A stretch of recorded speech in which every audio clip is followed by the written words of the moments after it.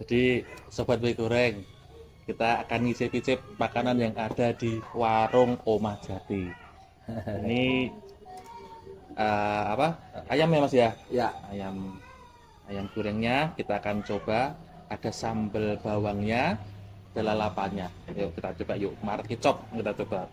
Walaupun judul kita mie goreng, tapi kita makannya ayam goreng. Ya, nasinya anget. Saya nggak kerasa hangatnya di situ, tapi ini anget. Aduh, cocok. Ini disobek juga, ih enak. Yuk kita campurkan sedikit dengan sambalnya, tambah kemangi, kita nikmati. Hmm, pas banget. Tidak salahnya Anda harus mencoba datang sendiri. Untuk kontaknya, alamatnya nanti akan ada di akhir video. Sampai jumpa. Saya lanjutkan dulu.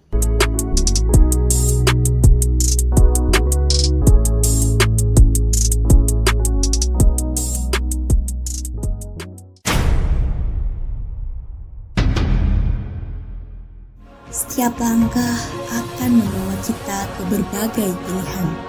Langkah yang berani, tegar, dan mantap akan membawa pada sebuah aksi yang menghadirkan perubahan.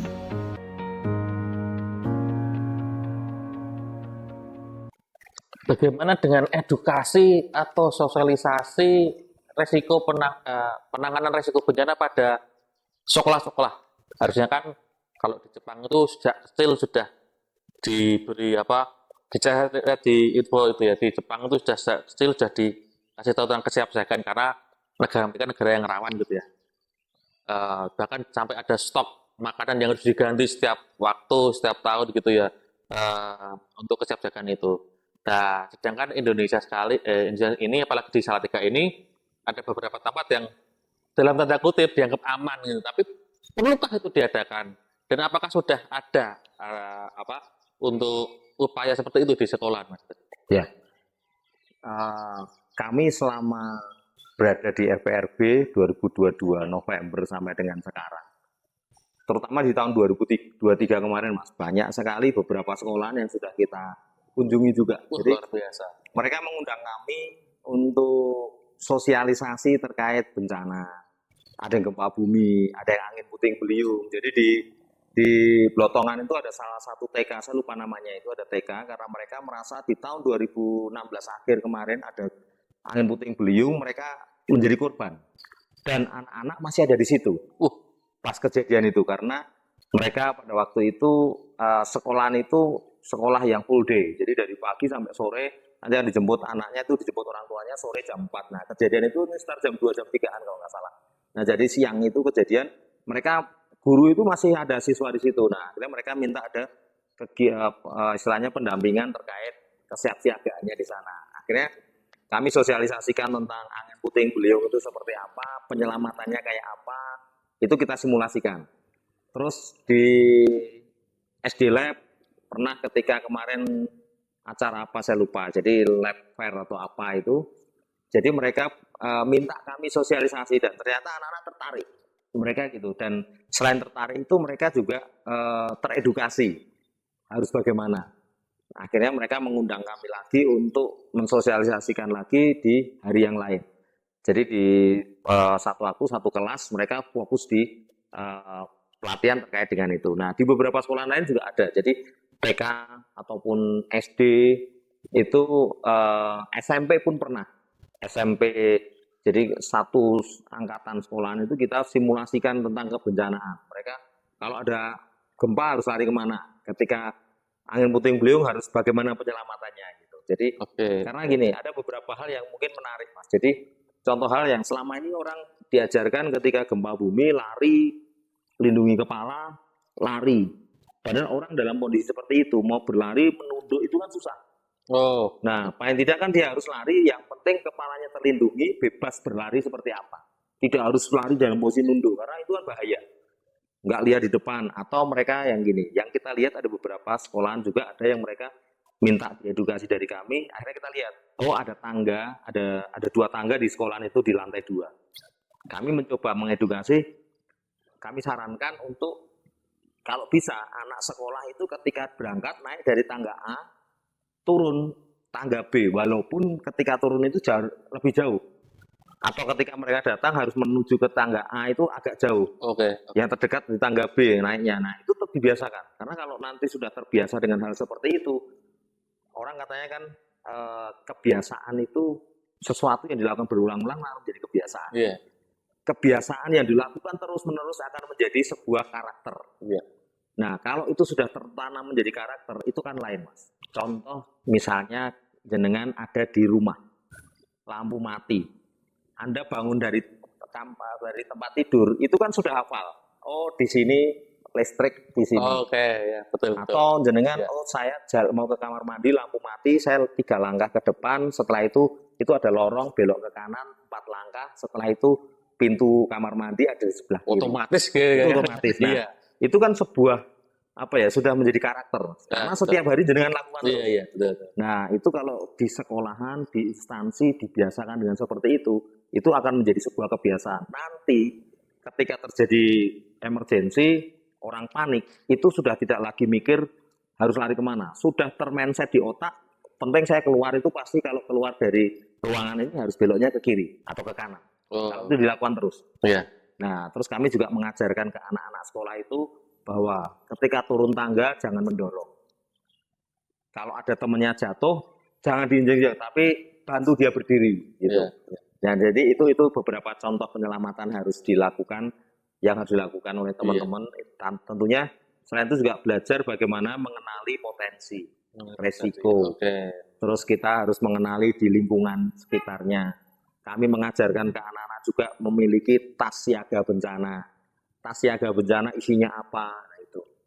Salah satu hal yang menarik bagi mereka adalah ketika kami tanya, adik-adik tahu nggak nomor darurat di tempat Anda? Mereka nggak tahu. Nah, itu yang menjadi penting. Contoh pemadam kebakaran, ambulans, terus polisi, Oke. atau mereka harus melihat di wilayah sekitarnya itu rawan apa, itu mereka nggak nyadari. Nah, tapi dengan belum kita mancing, menyadari gitu ya. kita mancing itu biar tertarik. Intinya mitigasi itu tidak hanya bicara Biar peka tentang gitu ya, dia mengenali secara detail daerahnya. minimal menyelamatkan diri itu sudah proses mitigasi Oke, menurut betul, saya. betul. Mie goreng itu tadi yang penting.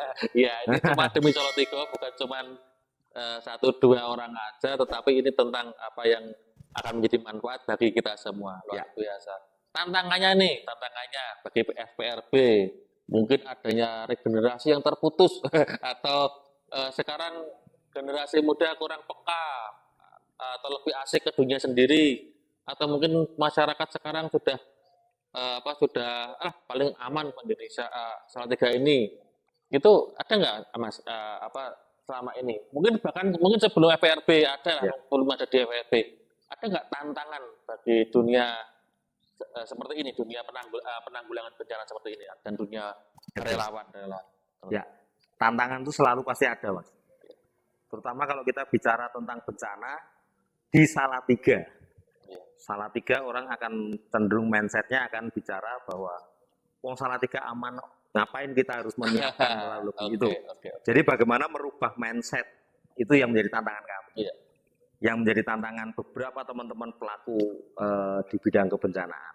Nah, itu yang harus kita kita mulai mencoba untuk mengedukasi masyarakat untuk mereka siap dengan hal itu. Jadi artinya apa? Sebenarnya kan kalau kita mau melihat bencana itu kan bukan lagi tanggung jawab pemerintah, tapi tanggung jawab bersama. Jadi tidak ada lagi kita harus mindsetnya orang yang ditolong, tapi kita harus menolong. Karena di beberapa tahun yang lalu saya lupa ada sebuah literasi dari Jepang itu kalau tidak salah gempa Hajin atau apa itu ternyata di situ ada sedikit banyak penelitian itu ternyata lebih dari 35% keselamatan diri itu ditentukan oleh dirinya sendiri, bukan penolong. Jadi artinya kalau kita tidak siap, ya kita akan jadi korban. Nah, yang jadi penting itu adalah edukasi ke masyarakat itu harus menjadi PR bersama kita. Mari kita ini menjadi tanggung jawab bersama lah. Jadi jangan kita mengandalkan semuanya ditumpu ke pemerintah, itu enggak. Tapi ya, yuk kita bergerak bersama itu. Makanya kita perlu semakin banyak orang tahu tentang mitigasi bencana, itu menjadi sesuatu yang menarik. Jadi sesuatu yang akan menyelamatkan banyak orang. Kalau dari dunia relawannya sendiri ada tantangannya. Wah, ini relawan ini paling kumpul-kumpul lah, para jelas tuh. Nah, relawan ini PR-nya, Mas. Kalau saya ini sebenarnya berpikirnya gini, ciptakan kegiatan relawan yang menghasilkan.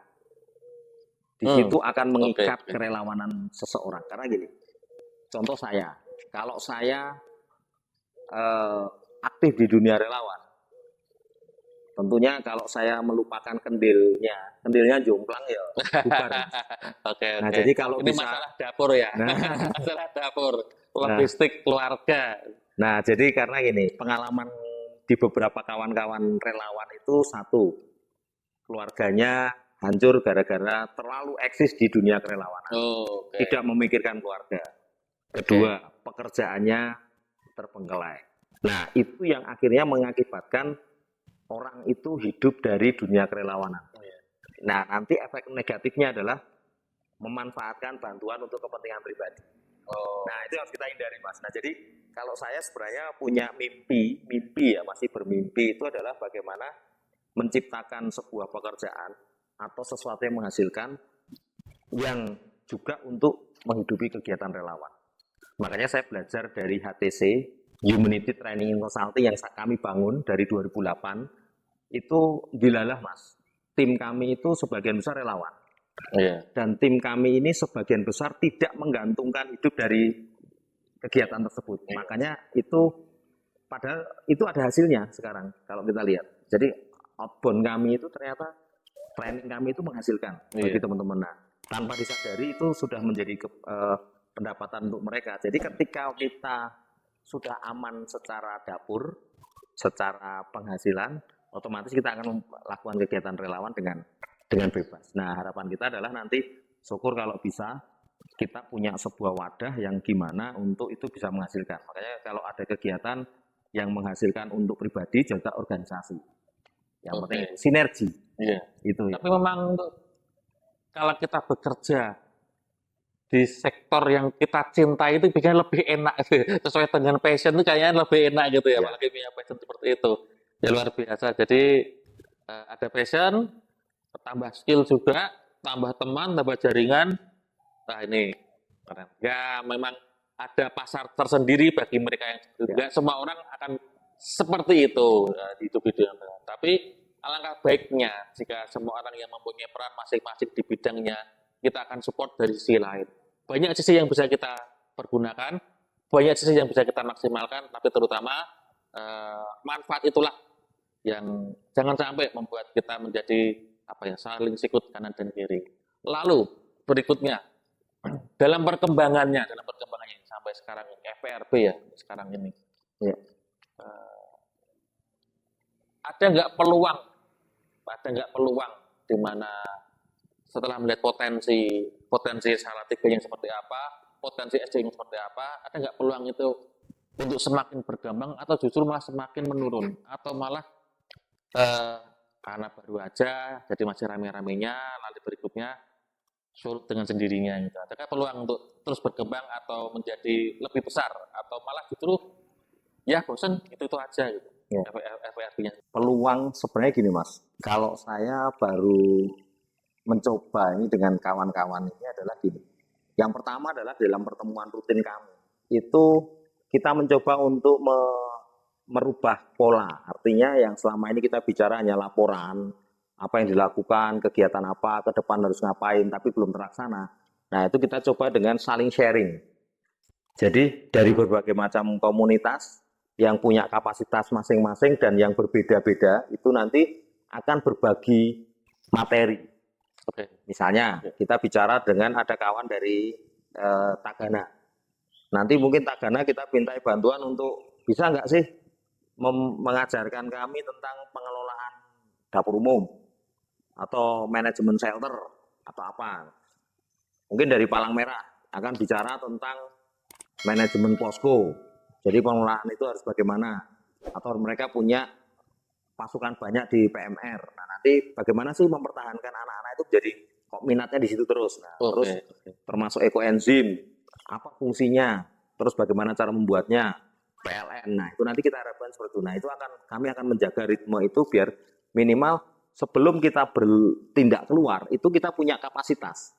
Oke. Nah, itu. Nah, terus satu itu, terus kedua kalau kita mau itu untuk menjaga bagaimana kerelawanan kita itu tetap jaga, karena forum ini juga bukan forum yang apa ya, elit yang kita lihat bekerja mendapatkan hasil, enggak, tapi atau kalau kita bilang heroik, kegiatan kita dilihat wah gitu. Beda dengan respon. Kalau respon ada kejadian kecelakaan, orang ngangkat korban, itu sesuatu yang heroik. Wah, di foto, di video itu keren. Tapi kalau kita di belakang layar terus. Nah, itu tetapi bagaimana menjaga itu kita harus tentunya harapan kita bahwa ini akan menjadi sebuah hal yang kalau kita pengennya itu ke depan itu kita hasil-hasil yang kita lakukan itu bukan hanya sekedar manfaatnya untuk diri kita, tapi juga masyarakat. Kalau bisa syukur ada dokumen. Dokumen itu artinya harapan kami entah kapan, kami masih bermimpi FPRB bisa memberikan kontribusi kepada kota tentang ketika misalnya akan membangun itu ada salah satunya kalau misalnya mau IMB, izin mendirikan bangunan, itu ada syaratnya salah satunya adalah tentang uji apa, kami diikut sertakan di situ. Atau ketika bangunan ini sudah layak dipakai atau tidak, layak ketika nanti sudah ada jalur evakuasi yang kami diujikan dengan simulasi, ini tepat enggak? Nah itu, jadi harapan kita nanti ke depannya seperti itu. Nah terus satu lagi Mas, peluang yang kita lihat dengan keberadaan Salatiga yang aman, ini justru peluang besar untuk kita bisa mengembangkan kapasitas. Artinya apa? Ketika kapasitas kita meningkat dalam hal proses mitigasinya, syukur nanti kita bisa menjadi percontohan.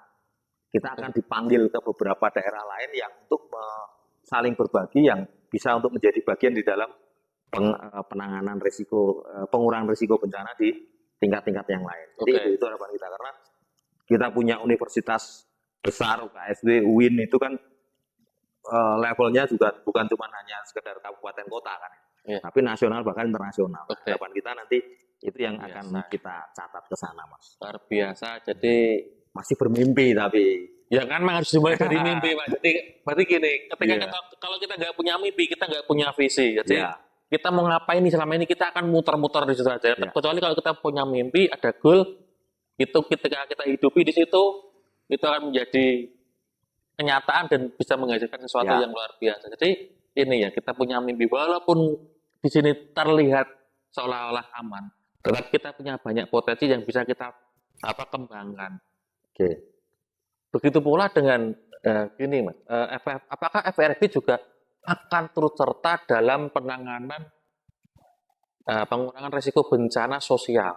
Karena di beberapa daerah ada komunitas-komunitas, kos-kosan, pabrik, kampus, dan itu multi etnis. Salatiga yang saya kenal, karena saya juga berdatang di sini, kan tempatnya sempit. Dari saya kenal ini, ternyata saudaranya itu. Ini temannya sekolah saya, jadi sempit. Nah, muter di situ gitu aja. Dan kalau dilihat mungkin kalau ada demo-demo besar, kalau ada kerusuhan besar, Salatiga aman, damai, tentram ya. Karena apa ya? Itu masih saudara saya semua, jadi nggak enak mau apa-apa. Ternyata sekarang ada banyak pendatang, pasti ada gesekan-gesekan sosial, dan itu ada potensi-potensi yang mengarah dan cenderung merusak keharmonisan. Apakah FPRB juga akan bergerak di situ? Ataukah sudah malah di situ? Ya, ini yang belum, Mas. Tapi tentunya kami punya bagian di dalam FPRB itu ada dari UKSW, itu juga tentunya nantinya akan ke sana. Nantinya ke sana karena memang itu bencana itu kan tidak hanya dari alam, tapi juga dari sosial, itu juga bisa muncul gitu. Dan bahkan yang di luar apa yang kita pikirkan kemarin adalah tentang adanya wabah penyakit. Nah, itu kan itu kita di luar yang kita pikirkan. Oh ya COVID kemarin COVID. ya. Nah, COVID ternyata kemarin. terjadi benar. Dan ternyata itu luar biasa dampaknya. Nah, jadi artinya nanti kita pengen untuk khusus bencana sosial kita masih meraba-raba ya, Mas. Jadi harapan kita nanti apa sih yang harus kita bisa bidik, yang kita bisa lakukan. Nanti kita akan bekerja sama dengan instansi terkait. Mungkin dinas Mungkin di sosial. dinas atau sosial apa. ada pelopor Ada. perdamaian Mas kayaknya dia Nah, lebih karena sepertinya itu bagian yang saya dengar itu bagian dari Tagana. Terus kalau yang masih di bencana alam non alam masih di Tagananya, terus yang ke situ ke pelopor perdamaian itu ada untuk yang khusus psikososial. Tapi kita belum tahu.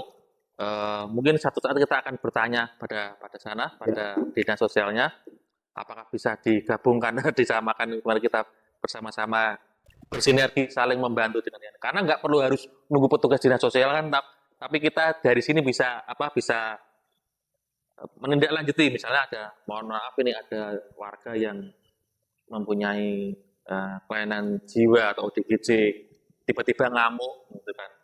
Ini boleh nggak sih kita kita bertindak itu mungkin ya itu mungkin jadi masukan kita semua ya Mas ya. Ya. Saya lihat. Itu kan termasuk bencana sosial kalau sampai ngamuk dan berpotensi. dampak. Iya. Gitu. Oke.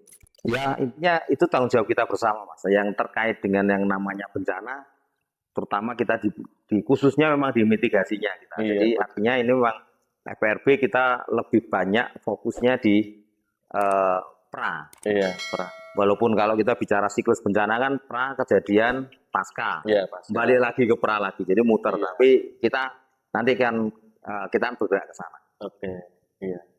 Gini, saya dari tadi itu malah jadi penasaran. Penasaran tadi Mas Tri bilang ada tempatnya outbound, ada tempatnya bibit. Saya boleh jalan-jalan nggak Mas lihat itu? Oh iya. Pengen lihat apa Bisa, Mas. di tempatnya gitu. Nanti kalau pengen tahu kita ada beberapa jenis pohon yang ada di situ, saya ada beberapa yang hafal, ada beberapa yang lupa. Nah, tapi enggak apa-apa. Tapi intinya itu beberapa pohon itu memang kita gunakan untuk Amunisi konservasi. kita, Nah, amunisi kita untuk Iya. menjaga Antartika. Jadi sebentar lagi kita akan tur di tempat ini, warung Omah Jati. Bisa juga, kalau mau jadi base camp boleh nggak Mas? oh boleh. Jadi gini, tempat ini kami juga boleh kita gunakan untuk kegiatan apapun, yang penting positif. Ya, oke. Syaratnya satu, mau berkegiatan di sini harus no alkohol. No alkohol ya. Itu aja. Jangan sampai kita Terus menjadi no sumber sara. bencananya. No sara. Jangan sampai kita justru menjadi sumber bencananya. Ya. No Oke. sara. Jadi artinya kami dari berbagai macam suku, agama mau kegiatan di sini dengan senang hati. No alkohol, no sara, no saru. Nah, itu penting. Itu Mas. Ya, penting. Ya. Saya boleh lihat-lihat ya Mas ya? Oke, nanti tak lihatin. Kalau saya lihat pohon budi walaupun masih kecil itu ada Mas. Iya. Nanti kalau dilihat. Saya pernah dengar pohon. Dan rupanya ini pohon yang berkualitas ya. Jadi bukan cuma sekedar, Ya, tapi secara kajian akademik juga dia menghasilkan banyak. oksigen Iya. 24 jam harapan kita nanti hidup. Boleh saya lihat dulu ya Mas ya? Oke. Yuk kita ke sana Mas. Oke. Wah, mana ya Mas ya? Apa? Hijau, luas, seger. Memang untuk simulasi cocok gitu. Iya. Makanya untuk kita buat menjadi tempatnya itu tetap hijau dan seger gitu Mas. itu juga, wah luar biasa ini paket komplit. Sayang sekali. Ada durian Mas kalau misalnya nanti keluar. Wah luar biasa. Oh ini ya Mas ya? Nah ini bibit kita Mas. Ada beberapa memang ini ada flamboyan. Oke. Terus ada pohon jambu, rambutan. Terus ada juga apa namanya yang kayak yang dari Papua itu Mas? Patwa. Matoa, itu Matoa. matoa. Terus ini trembesi. Nah, terus yang di sana itu yang benar-benar konservasi, Mas. Oh. Yang konservasi ini kita memang jadi andalan kita itu ini gayam. Gayam. Oke, gayam. Gayam ini termasuk pohon yang agak langka, susah dikembangbiakkan. Tetapi ini yang kita belajarnya dulu dari teman-teman dari FMMH tadi. Jadi gayam ini punya nilai ekonomis juga. Jadi buahnya itu nilai apa? Vitamin C-nya tinggi. Terus dia akarnya nunjem ke bawah dulu. Jadi nanti dia kalau untuk tebing-tebing itu bagus, Mas. Oh, Jadi dia akarnya akar tunggang dulu baru nyebar. Nanti akan mempertahankan banyak jadi pohon. pondasi alamiah. Daunnya ini kalau besar itu sudah sampai segini. Jadi digunakan kalau di daerah Rembang itu digunakan untuk pembungkus ikan. Ikan. Nah itu. Kalau sana ringin, itu pohon beringin itu ada juga. Oke. Terus pohon kayu putih. Kayu putih itu kita gunakan untuk edukasi ke masyarakat juga gitu. Kayu putih. Gitu. Ada beberapa itu. Nah, Jadi sobat mie goreng, ini gayam ini. ini kita ke Pohonnya seperti ini. gudang amunisinya konservasi. Ya, masih Ini, sedikit ini. Kita perlu update lagi. Biasanya kalau di-update itu setelah dipakai atau ngisi lagi atau kita perlu Kami ini kan stok, Mas. Jadi kalau siapapun masyarakat yang butuh kita kasih. Jadi kalau mereka buat surat ke kami berikan gratis juga.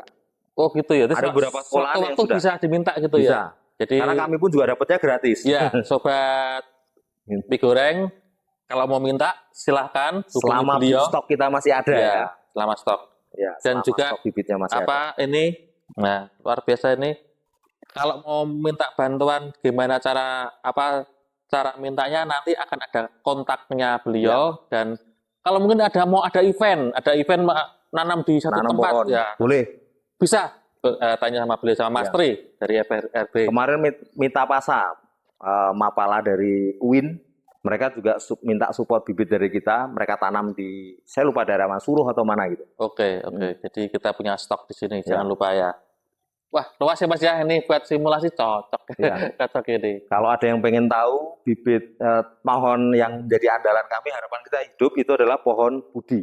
Nah Oke. itu masih kecil, Mas, tapi Pohon budi, kita oke, ya. harapannya semakin biar cepat nanti. Ya. Nah itu di sini, Mas. Pohon budi itu namanya besar tapi pohonnya masih kecil. Nah ini. Iya. Nah ini pohon bodi ini jarang ada, Mas. Saya hanya lihat itu di wihara-wihara saja. Wihara ada, betul. hanya Di wihara. Semarang itu ada besar. Ya. Nah ini harapan saya nanti bisa jadi gede itu di tengah. Jadi nanti dia bisa menghasilkan oksigen yang ada di sini. Iya. Ya.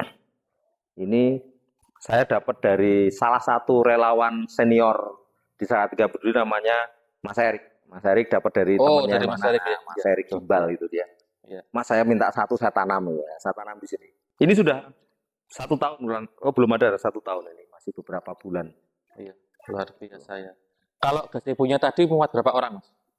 Kita kalau lesehan, Mas, kemarin itu bisa sampai 70 sampai 100 bisa. Oke. Terus baru hari kemarin minggu lalu itu warga masyarakat di sini menggunakan untuk halal bihalal itu 200-an 300 tapi ditambah tenda depan pakai kursi di tengahnya lesehan itu. Jadi halal bihalal di sini. Kami intinya kalau kegiatan masyarakat, kegiatan sosial monggo dipakai aja. Oke. Siap. Itu untuk Kalau belakang sini untuk game nih berapa orang nih ya? kita Nyamangnya gitu loh enak. dulu dari Dinaspora Kendal itu datang ke sini 70 orang. Tapi pernah juga ada dari salah satu gereja GKJTU itu datang ke sini, pekan keluarga mereka kegiatan di sini kurang lebih 100-an orang. Cukup ya? Ya dimaksimalkan lah. Jadi kalau luasannya ya kita memaksimalkan. Tinggal pinter-pinternya kita mengemas. Ya, oke. HTC, Iya. ada warung Mas Jati, outdoor activity, meeting area sama outbound area. Jadi Ya. sobat mie goreng jangan lupa di sini tempatnya nyaman kok kalau buat latihan dan pastinya safety karena Ya. ada ahlinya gitu ya.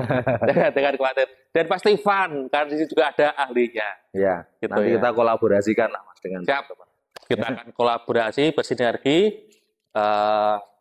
Ada banyak hal yang menjadi hal yang jadi kekaguman saya itu bukan cuma hanya teori, tapi beliau juga pelaku yang ada di sana. Jadi menghidupi, kalau berbicara mengenai penghijauan, reboisasi, di sini juga sudah ada reboisasi. Mengenai ada konservasi, di sini ada konservasi. Jadi satu percontohan, ada laboratorium kecil. Ya. Mungkin kerinduan beliau ingin nggak punya laboratorium atau stok-stok yang Harapannya tersedia di gitu, setiap tempat? Kalau bisa seperti itu, Mas. Jadi Ya. kita mimpinya itu adalah kami, terutama teman-teman di Salatiga Peduli itu, selain kita bicara penyelamatan lingkungan, kita juga bicara tentang bagaimana ke depan itu semua terjaga. Nah, jadi kalau bisa stok bibit itu bisa dimanfaatkan maksimal. Jadi kalau kami sih pengennya bibit yang ada itu juga ditanam, dirawat, tidak hanya sekedar dibawa penanaman selesai gitu. Iya. Nah, jadi makanya kalau kita, harapan kita dulu kita pernah dengan teman-teman itu bagi ke masyarakat, ya kalau mereka tidak ditanam beneran ya eman-eman kan gitu. Iya. Tentunya itu. Satu yang tertinggal, tapi ini sebenarnya sangat menggelitik sekali bagi saya tentang daur ulang limbah atau sampah. Ya, kita tahu recycle apa itu 3R gitu ya. Recycle, reduce, Reuse itu ya. Jadi kita gunakan ulang. Eh, jadi gini, saya sempat melihat secara pribadi ada orang-orang mengumpulkan ini botol-botol, bungkus-bungkus nanti akan dipergunakan gitu ya, dikumpulkan supaya untuk kebersihan dan keindahan ada dipakai dan itu gini Mas, saya jujur aja melihatnya itu kayak mengumpulkan sampah aja daripada gitu kan mendingan kita jual aja lah sama pemulung. Tapi ini kan pada rame-rame mengumpulkan botol, mengumpulkan galon, mengumpulkan bungkus-bungkus itu. Setelah itu mereka buat satu produk tertentu, dibuat pot tertentu atau diwarnai macam-macam. Tapi setelah sekian lama kok malah jadi apa ya jenis sampah baru. Itu pot-pot pada pudar, pecah, rusak, nggak kepakai. Kan jadi itu lagi ya. Terus ada lagi ada bungkus-bungkus apa pewangi sabun itu yang dianyam jadi sandal jadi apa. Ya hanya sebentar itu aja, keberlanjutannya nggak ada. Jadi kan sama aja daripada ada program itu mendingan kita kumpulin kita jual aja ke pengepul atau ke pemulung itu kan malah kita aman ya. Ya. Gimana Mas itu Mas? Saya kok jadi apa ya, Ya. terketuk dengan hal itu ya. Males Jadi, gitu jadi. kalau saya gini, terkait dengan sampah itu sebenarnya yang penting terkelola. Saya belajar di sini ada sesuatu yang menarik, Mas. Jadi di tempat saya kalau jenengan lihat tangga naiknya kami itu atasnya itu kita buat pakai botol EcoBrick, Mas. Betul. Kalau EcoBrick itu sebenarnya kan botol diisi dengan sampah plastik sebanyak mungkin. Tapi kalau kami kemarin mencari sampah agak susah, akhirnya kami isi tanah. Nah, kami dapat apa? Estetikanya dapat. Yang penting itu bertahan lama gitu. Unik ya. itu ya. Nah, Unik uniknya dan dapat. kuat. Terus jadi kita simpen di beberapa itu di tangga kita itu ada seperti itu. Nah, memang mimpi saya itu ke depan itu kita akan buat menjadi apa ya?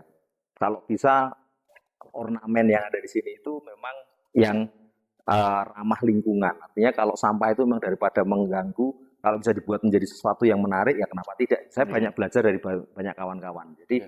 Jadi kalau saya sih terus terang kalau terkait dengan 3R ada yang lebih concern di situ, mereka punya kapasitas yang di situ, ya monggo. Itu sudah dilakukan. Yang penting tidak lagi menjadi timbunan sampah berikutnya begitu. Nah, jadi yang penting terkelola dengan baik. Jadi kalau kita sih melihatnya ke sana. Jadi kalau di sini saya ada beberapa barang yang memang kami pakai dari barang bekas. Contohnya ada itu roll kabel besar.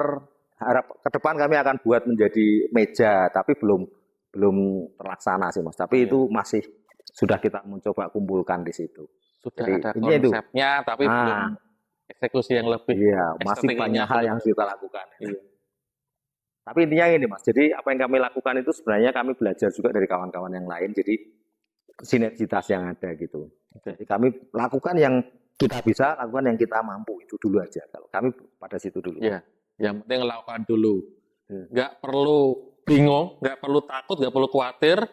Biarkan orang yang nggak suka biar terserah ada. Ya. Tapi yang penting kita lakukan asal itu positif gitu ya. Betul. Luar biasa. Jadi dari beliau ini, dari Mas Tri kita sudah belajar banyak. Mungkin kita juga perlu nih suatu saat kita akan bersama-sama kumpul dengan beberapa rekan-rekan yang tergabung dalam FPRB ataupun rekan-rekan yang mempunyai tanggung jawab. Ya. Memiliki rasa tanggung jawab, memiliki rasa cinta, memiliki rasa simpati yang terdalam buat kota tercinta ini di Solotigo. Bagaimana Solotigo ini akan menjadi kota yang benar-benar bukan cuman aman secara segi eh, kondusivitas sosial, tapi Ya. juga dari kondusivitas lingkungannya. Jadi luar biasa. Besok kita akan ketemu lagi, kita akan cari lagi, kita akan gabung lagi. Syukur-syukur kita bisa kumpulkan mereka semua dan kita akan belajar banyak dengan mereka. Siap. Sobat mie goreng, sampai jumpa. Solo Tigo akan selalu menanti orang-orang yang seperti beliau. Ya, kita doakan aja, kita akan dapatkan orang-orang yang seperti beliau ini. Solo Tigo, kita harus punya stok orang seperti itu yang banyak, supaya apa?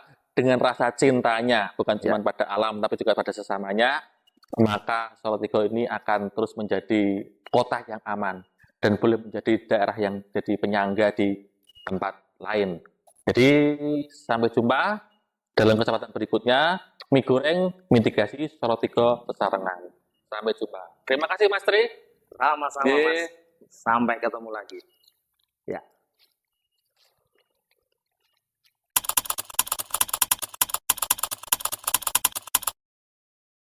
Ya. Jadi kalau teman-teman datang ke sini pun salah satunya adalah tempat kami ini toleransinya tinggi, Mas. Kenapa saya suka di sini? Selain ada suara cengkeret, ketika sore, terus kita ini dekat dengan wihara. Ini wihara besar, di belakang kita itu wihara. Jadi kalau kita melihat di sini, di atas ada masjid, ada wihara, terus juga di tempat kita ini memang makanya umum. Jadi Salatiga toleransi, ya kita dapatkan di sini. Itu. Terima kasih.